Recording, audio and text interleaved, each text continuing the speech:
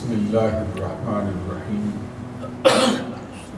معزز و محترم حاضرین و سامعین، اس طرح کہ آپ کو معلوم ہے رمضان المبارک کی آج 23ویں شب ہے اور آج کی رات رمضان المبارک کے آخری عشرے کی طاق راتوں میں سے ایک رات۔ اس کے بارے میں بھی احادیث میں فرمایا گیا کہ ہو سکتا ہے کہ 23ویں رات بھی شب قدر ہو جائے، کیونکہ یہ فرمایا گیا کہ اس کو تلاش کرو رمضان المبارک کے آخری عشرے کی طاق راتوں، اس میں 23ویں ہے، 25ویں ہے، 27ویں ہے، 29ویں ہے۔ طاق راتوں میں سے یہ رات بھی ایک رات ہے جس کے بارے میں امکان ہو سکتا ہے، اگر اللہ تبارک و تعالیٰ کسی کو توفیق عطا فرمائے اور وہ اس کی کوشش میں لگا رہے تو ضرور اس کو پائے۔ آج ہمارے ہاں نماز تراویح میں قرآن مجید کا جو حصہ پڑھا جا رہا ہے وہ 27ویں پارے پر مشتمل ہے۔ 27ویں پارے کے اندر متعدد صورتیں ہیں۔ سب سے پہلی سورہ مبارکہ سورہ زاریات، یہ 26ویں پارے کے آخر میں اس کا آغاز ہوتا ہے۔ 60 آیات پر مشتمل یہ سورہ مبارکہ ہے۔ اس کی 30 آیات 26ویں پارے میں ہیں اور 30 ہی آیات اس کی 27ویں پارے کے آغاز میں ہیں۔ 26ویں پارے کے آخر میں حضرت ابراہیم علیہ السلام کے مہمانوں کا تذکرہ شروع ہوا اور وہی 27ویں پارے کے آغاز میں بھی اسی طرح جاری ہے۔ قال فما خطبکم ایھا المرسلون۔ 30 آیات سب سے پہلے سورہ زاریات کی ہیں جو تلاوت کی جائیں گی، قریب 1.5 رکوع پر مشتمل ہے۔ اس کے بعد قرآن مجید کی ایک اور بڑی مشہور اور معروف سورہ مبارکہ جس کا نام سورہ طور ہے، جس کے اندر 4 رکوع ہیں، 49 اس میں آیات ہیں۔ یہ سورہ مبارکہ اپنے نزول کے اعتبار سے مکی سورت ہے۔ یہاں پر طور کی قسم اٹھائی گئی، والطور وکتاب مستور فی رق منشور والبیت المعمور والسقف المرفوع والبحر المسجور۔ اتنی قسمیں اٹھا کے پھر فرمایا کہ قیامت جو ہے وہ واقعہ ہونے والی ہے۔ اس طور سے مراد طور سینہ ہے جس پر حضرت موسیٰ کلیم اللہ علیہ السلام کو اللہ تبارک و تعالیٰ کا جو جلوہ ہے وہ منعکس ہو کر آپ کے پاس آیا ہے، اس کا تذکرہ، اس کی قسم اٹھائی گئی۔ اس کے اندر بڑی بڑی مشہور اور معروف آیات ہیں اور بڑے خوبصورت تذکرے ہیں۔ اس کے اندر خاص طور پر دوزخیوں کا اور جنتیوں کا، متقین کو کیا ملنے والا ہے اور جو فساق و فجار ہیں وہ کس سزا سے دوچار ہونے والے ہیں۔ اس کے بعد پھر قرآن مجید کی ایک اور سورہ مبارکہ جس کا نام سورہ والنجم ہے، سورہ نجم ہے۔ آغاز اس کا ہوتا ہے والنجم اذا ہوا ما ضل صاحبکم وما غوا وما ینطق عن الہوی ان هو الا وحی یوحی علمہ شدید القوی ذو مرۃ فاستوی وهو بالافق الاعلی ثم دنا فتدلی فکان قاب قوسین او ادنی فاوحی الی عبده ما اوحی ما کذب الفؤاد ما رأى افتمارونہ علی ما یری ولقد رآہ نزلۃ اخری عند سدرۃ المنتہی عندها جنۃ المأوی اذ یغشی السدرۃ ما یغشی ما زاغ البصر وما طغی لقد رآ من آیات ربہ الکبریٰ۔ ایسا اس کا آغاز ہے جو نبی اکرم صلی اللہ علیہ وسلم کے معراج کے سفر سے اس کی قسم اٹھا کے جو ہے اس کا تذکرہ کیا جا رہا ہے۔ والنجم اذا ہوا، قسم ہے چمکتے ہوئے ستارے محمد صلی اللہ علیہ وسلم کی جو معراج کی رات رب ذوالجلال کی بارگاہ میں حاضری کے لیے حاضر ہوئے۔ تو یہ اس کا تذکرہ یہاں سے ہوا۔ یہ سورہ مبارکہ بھی اپنے نزول کے اعتبار سے مکی سورت ہے۔ اس کے اندر بھی 3 رکوع ہیں اور 62 آیات پر مشتمل یہ سورہ مبارکہ ہے۔ پہلی جو آیات ابھی میں نے پڑھی ہیں اس کے اندر نبی اکرم صلی اللہ علیہ وسلم کے جو معراج کا سفر ہے اس کا بیان کیا گیا اور بطریق اشارت النص اس کو بڑی وضاحت کے ساتھ اس کی باتیں جو ہیں وہ بیان کی گئی۔ اس کے بعد ایک اور سورہ مبارکہ ہے جس کا نام ہے سورہ قمر۔ یہ بھی اپنے نزول کے اعتبار سے مکی سورت ہے۔ اس کے اندر 55 آیات ہیں اور یہ بھی پچھلی 2 سورتوں کی طرح 3 رکوعوں پر ہی مشتمل ہے۔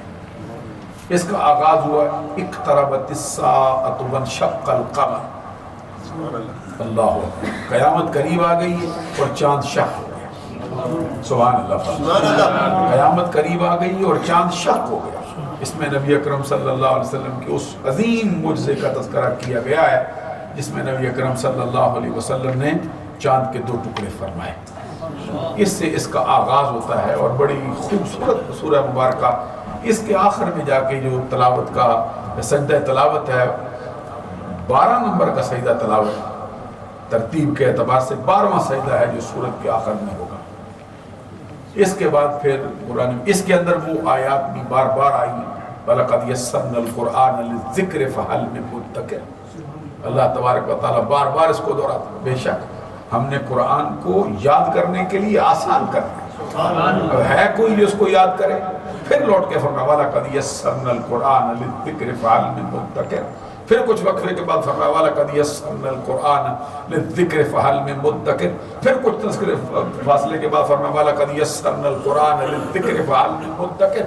بار بار یہ آیت دہرائی، ہم نے قرآن مجید کو پڑھنے کے لیے، یاد کرنے کے لیے آسان کرنا، ہے کوئی جو اس کو یاد کرے؟ اللہ اکبر۔ اس کے بعد پھر قرآن مجید کی وہ مشہور اور معروف سورہ جس کا نام سورہ الرحمن ہے۔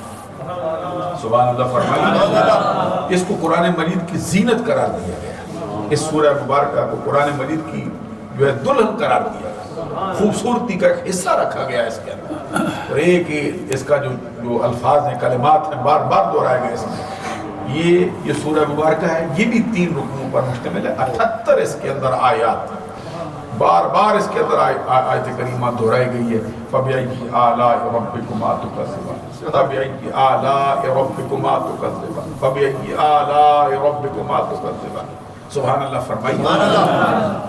اور یہ قریب اہل اسلام کا بچہ اس سے آگاہ ہے، اس سورہ مبارکہ سے، اس کی مقبولیت اور اس کا انداز، اور کئی اس کو طریقوں سے پڑھا جاتا ہے، اور قرآن جس کو اس کے جو لہجے اختیار کیے ہیں اور پھر جس طرح پڑھی جاتی ہے، جس طرح سنی جاتی ہے۔ اس کا آغاز ہوتا ہے الرحمن علم القرآن خلق الانسان علمہ البیان الشمس والقمر بحسبان والنجم والشجر یسجدان۔